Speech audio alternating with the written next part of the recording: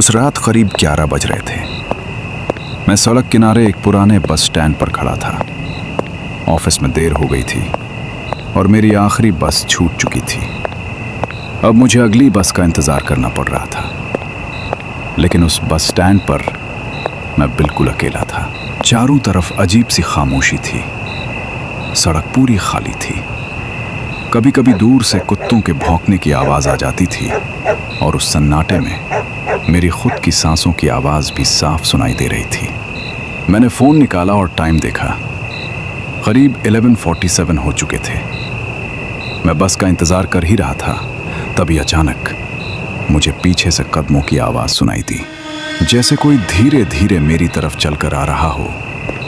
टप टप टप। मैं तुरंत पीछे मुड़ा, लेकिन वहाँ कोई नहीं था। सड़क बिल्कुल खाली थी।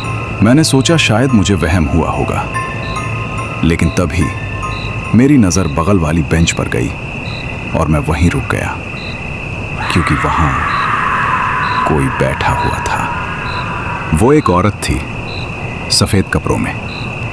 उसका सिर नीचे झुका हुआ था और उसके बाल उसके चेहरे को ढक रहे थे।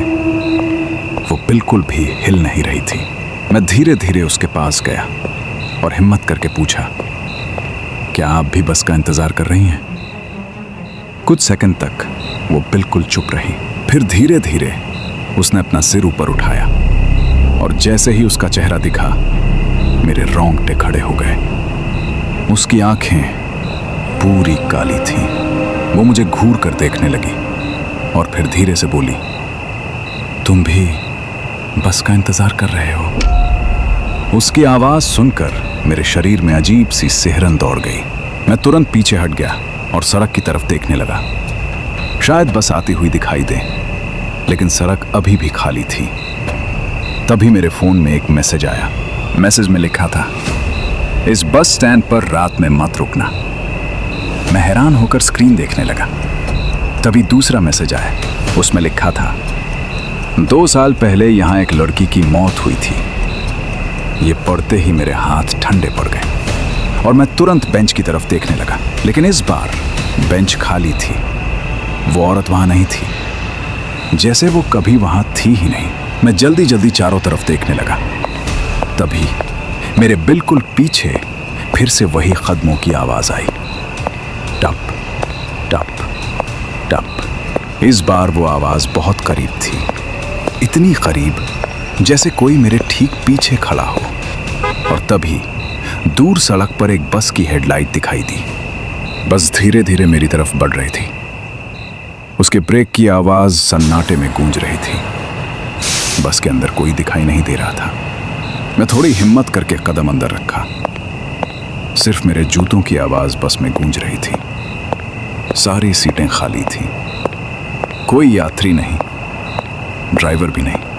मैं बस के आगे बढ़ा। ड्राइवर सीट के पास खड़ा हुआ, लेकिन कोई नहीं था। बस अपने आप चल रही थी। खिड़कियों के बाहर अंधेरा और घने पेड़ थे।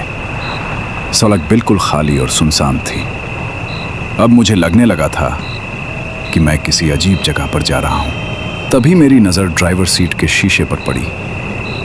मैंने देखा, लेकिन पीछे कोई नहीं था। बस में सब खाली। फिर भी डर लग रहा था। तभी पीछे की सीटों से कुछ गिरने की आवाज आई। ठक ठक। मैं धीरे धीरे पीछे गया। मेरे हर कदम की आवाज बस में गूंज रही थी। पीछे की आखिरी सीट के नीचे एक पुराना बैग पड़ा था। मैंने झुककर उसे उठाया। बैग पर नाम लिखा था, रिया। मैं घबरा गया। 2 साल पहले की मौत याद आ गई। जैसे ही मैंने बैग खोला, हवा अचानक बहुत ठंडी हो गई। मेरे हाथ कांपने लगे। पीछे से किसी की सांस महसूस हुई। मैं धीरे धीरे सिर उठाकर देखा। वो औरत ड्राइवर सीट पर बैठी थी। सफ़ेद कपड़े, काली आंखें और वही अजीब मुस्कान। वो धीरे से बोली, तुम आखिरकार बस में चढ़ ही गए। बस अब तेजी से चलने लगी। खिड़कियों के बाहर सब कुछ धुंधला हो गया। बस की सीटों पर अब कोई खाली नहीं था।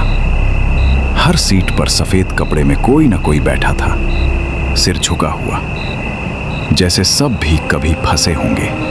ड्राइवर सीट की औरत मुस्कुराई, धीरे से बोली, अगला स्टॉप हमेशा के लिए। बस अंधेरे में गायब हो गई और मैं बस इतना याद रख पाया कि वो रात कभी नहीं भुलाई जा सकती।